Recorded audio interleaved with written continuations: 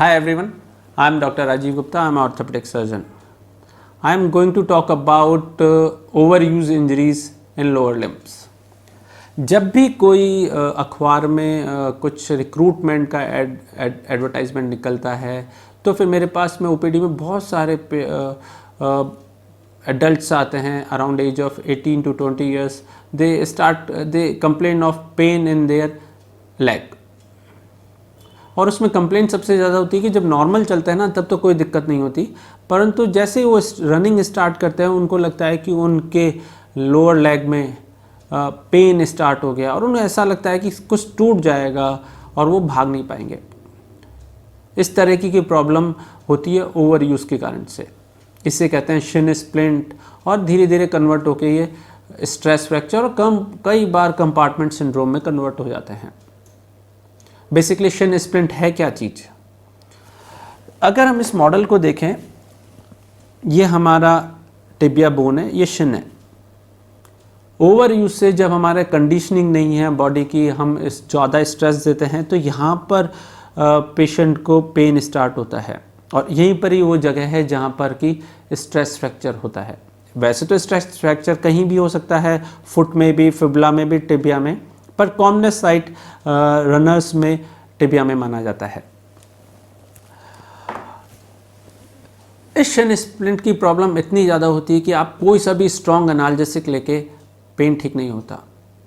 और इसी जो रिक्रूट्स हैं जिनको किसी एग्ज़ाम में पार्टिसिपेट करना है फिज़िकल टेस्ट में, वो मुझे कहते हैं कि आप स्ट्रॉन्ग एनाल्जेसिक दे दो, हम उस दिन दर्द का इंजेक्शन लगा जाएंगे, पर हमने ये पास करना है. परंतु शिन स्प्लिंट या स्ट्रेस फ्रैक्चर का पेन इतना ज़्यादा होता है कि कोई सा भी एनाल्जेसिक उसको ओवरकम नहीं कर सकता और उन्हें फिर क्विट करना पड़ता है.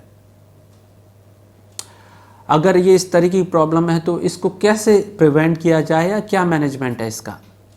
सबसे इम्पॉर्टेंट चीज़ है यह है कि आप 7 दिन भागे नहीं, आप 4 दिन रनिंग करें और रेस्ट ऑफ 3 डेज़ आप दूसरा स्पोर्ट्स लें, इधर बैडमिंटन खेलें या स्विमिंग करें, साइकिलिंग करें, पर तो 7 डेज़ यू डोंट रन. क्योंकि आपकी टिश्यू को हीलिंग भी तो चाहिए ना, सेल्फ हीलिंग जो है.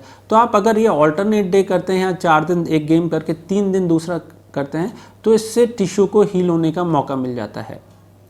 अगर हम हमारी दूसरे नेशनल टीम्स को भी देखें, जो कि whether it is a football players और whether it is a cricket players, आप देखते होंगे अखबार में कि वो कभी फुटबॉल खेल रहे हैं, कभी स्विमिंग कर रहे हैं, वो डेली 7 दिन क्रिकेट नहीं खेल रहे.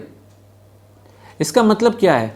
उनके कोचेज़, उनके फिजियोज कहते हैं कि आपकी जो एक पर्टिकुलर मसल्स है उनको रेस्ट तो चाहिए ना, जिससे कि दूसरी मसल्स और बोन्स काम आए.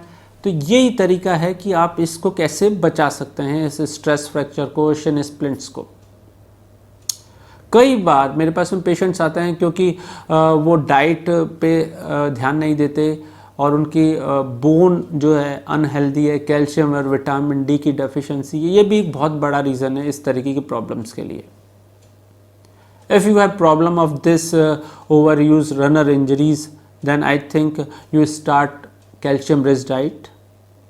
दूसरा सन बाथ लें, विटामिन डी सप्लीमेंट लें, मसल्स को स्ट्रॉन्ग करें, मसल्स की स्ट्रेंथनिंग और स्ट्रेचिंग एक्सरसाइज करें अपार्ट फ्रॉम दिस मेडिकेशंस. और अपना जो ट्रेनिंग शेड्यूल है उसको चेंज करें. जिस एकेडमी में आपने ज्वाइन कर रखा है वहाँ पे फिजियो से डिस्कस करें what is the problem and how we can solve this. It's a very common problem and the problem which can be solved very easily by having a proper diagnosis and treatment at a right time. We can get back to any physical test as soon as possible, but important is how to diagnose and when to intervene. और केवल calcium rich diet लेके और training programme को सही करके हम इस problem को सॉल्व कर सकते हैं. Thank you.